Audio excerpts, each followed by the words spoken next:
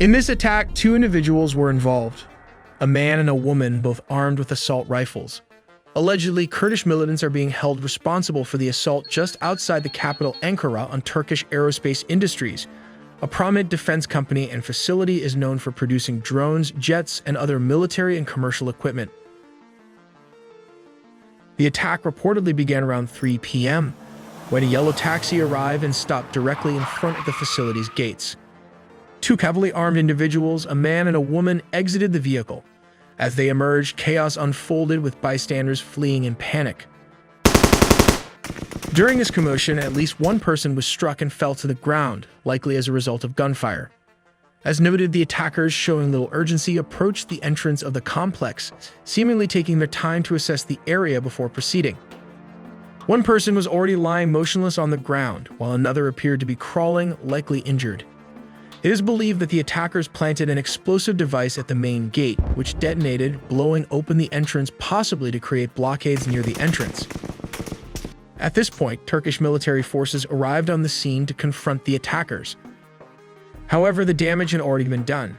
The attackers managed to inflict significant harm before the military's intervention. Tragically, 4 employees lost their lives in the assault and an additional 22 people were injured. Middle Eastern geopolitics can be a bit tricky for the average American to fully understand. Take, for example, the situation at the peak of ISIS' rise in the region. During that time, Syrian Kurds, in alliance with the US, fought against ISIS alongside forces loyal to Assad, Turkey, and Russia. Their ground operations played a key role in liberating territory in northern Syria from ISIS control. But the challenges of alliances surfaced when tensions arose between Turkey and the US, both NATO members. The US halted Turkey's F-35 jet program following Turkey's purchase of the S-400 air defense system. While the situation right now is US-supported Syrian Kurds, and Turkey, after the explosion, started targeting the same Kurdish forces using American F-16 jets and bombs against a US ally. But who are the Kurds and what do they want? Approximately 30 million Kurds reside in the Middle East, primarily across Iran, Iraq, Syria, and Turkey.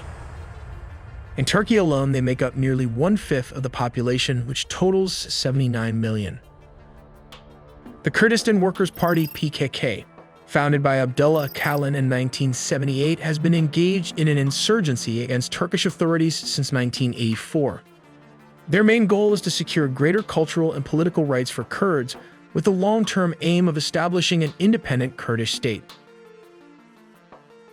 In response to recent tensions, Turkey launched a series of airstrikes utilizing F-16 fighter jets, which took off from airfields in Malatya and Diyarbakir in southern Turkey. Simultaneously, drones were deployed from Batman, further expanding the reach of the operation. The Turkish forces employed laser-guided bombs, likely enhanced with American-made G-GAM kits, which they had acquired a few years ago. These precision-guided weapons were used to strike key targets with increased accuracy. One of the primary targets was Kobani, a strategically important town with a predominantly Kurdish population located near the Turkish-Syrian border. Beyond Kobani, the airstrikes also focused on critical infrastructure in northeastern Syria. Oil industry sites, health facilities, and other essential infrastructure were hit during the campaign. The attacks severely impacted the region's power supply, reducing electricity production by 50%. This is a short video, but most importantly, we make original content from scratch, so do subscribe and hit the bell button for more to come.